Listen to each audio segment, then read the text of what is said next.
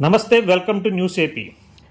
వేలాది మంది అభిమానుల కోలాహలం, కనీవిని ఎరిగిన రీతిలో జనసమూహం మధ్యన అది నామినేషన్ ర్యాలీయా లేక విజయోత్సవ ర్యాలీయా అన్నట్లు తెలుగుదేశం, జనసేన, బీజేపీ పార్టీల ఉమ్మడి అభ్యర్థి బండారు సత్యానందరావు నామినేషన్ ర్యాలీ అభిమానుల కోలాహలం మధ్యన అట్టహాసంగా కొనసాగింది.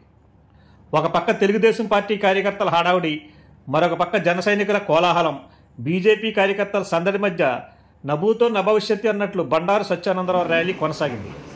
కొత్తపేట రెవెన్యూ డివిజనల్ అధికారికి నామినేషన్ దాఖలు చేసిన అనంతరం బండారు సత్యానందరావు మాట్లాడుతూ, ఊహించిన విధంగా ఉన్న అభిమానుల సందడి చూస్తే కొత్తపేటలో భారీ మెజార్టీతో తెలుగుదేశం పార్టీ విజయం సాధిస్తుందని ఆయన అన్నారు. రాష్ట్రాన్ని అన్ని విధాలా నాశనం చేసిన జగన్మోహన్ రెడ్డి నుంచి ప్రజలందరూ విముక్తి కోరుకుంటున్నారని, చంద్రబాబు నాయుడు వల్లే ఆంధ్రప్రదేశ్ రాష్ట్ర పునర్నిర్మాణం, యువతకు భవిష్యత్తు ఉంటుందని ఆయన అన్నారు.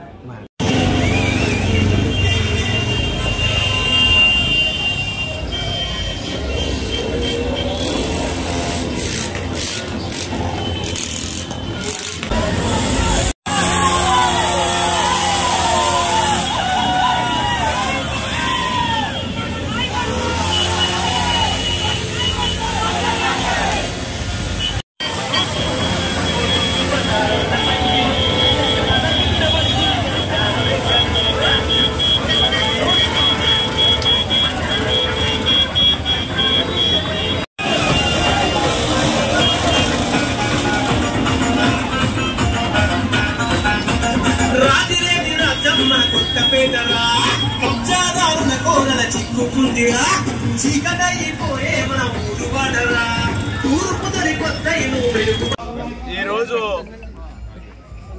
కొత్తపేట అసెంబ్లీ ఎన్డీఏ అభ్యర్థిగా, తెలుగుదేశం, జనసేన, బీజేపీ పార్టీ ఉమ్మడి అభ్యర్థిగా నామినేషన్ వేసిన సందర్భంలో కొత్తపేట నియోజకవర్గ ప్రజానీకం, కొత్తపేట నియోజకవర్గ ఎన్డీఏ పార్టీల కుటుంబ సభ్యులు, యువకులు, మహిళలు, పెద్దలు అందరూ కూడా పెద్ద ఎత్తున హాజరై ఈ నామినేషన్ కార్యక్రమాన్ని విజయవంతం చేసినందుకు వారందరూ కూడా హృదయపూర్వకమైనటువంటి కృతజ్ఞతలు తెలియజేసుకుంటూ ఉన్నాను.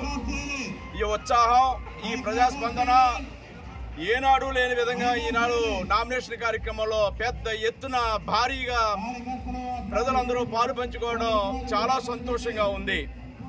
మరి వీరి ఉత్సాహం చూస్తూ ఉంటే రేపు వచ్చే ఎన్నికల్లో మరి రికార్డు మెజార్టీ తోటి రేపు మే 13న సైకిల్ గుర్తుపై ఓటు వేయడానికి ప్రజలు వేస్తున్న ఆ బటన్ నొక్కుతున్న తాకిడికి రేపు ఈవీఎంలు కూడా తట్టుకోలేనటువంటి పరిస్థితి రేపు కొత్తపేట నియోజకవర్గంలో మే 13న చూడబోతున్నామనే విషయాన్ని తెలియజేస్తూ ఉన్నాను.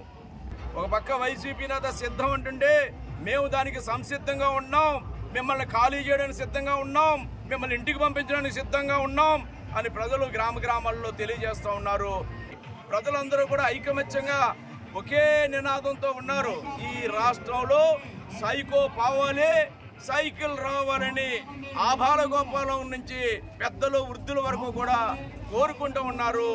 ఈనాడు వైసీపీ పార్టీలో ఉన్న నేతలు ఈనాడు మా నాయకులకి మాకు కూడా ఫోన్లు చేసి అభినందిస్తున్న పరిస్థితి ఉందంటే ఈనాడు వైకాపా నాయకుల్లో ఏ విధంగా వాళ్ళు రేపు వచ్చే ఎన్నికల్లో ఎన్డీఏ ప్రభంజనం రాబోతూ ఉంది, మేము ఓడిపోతున్నాం అనే దానికి సంకేతాలు. కానీ అండ్ వైకాపా నేతలు కూడా ఈనాడు మమ్మల్ని ఫోన్లో అభినందించే పరిస్థితి ఉందంటే వాళ్ళు ఏ స్థాయిలో ఉన్నారనేది అర్థం చేసుకోవాలని కూడా ఈ సందర్భంగా తెలియజేస్తా ఉన్నా.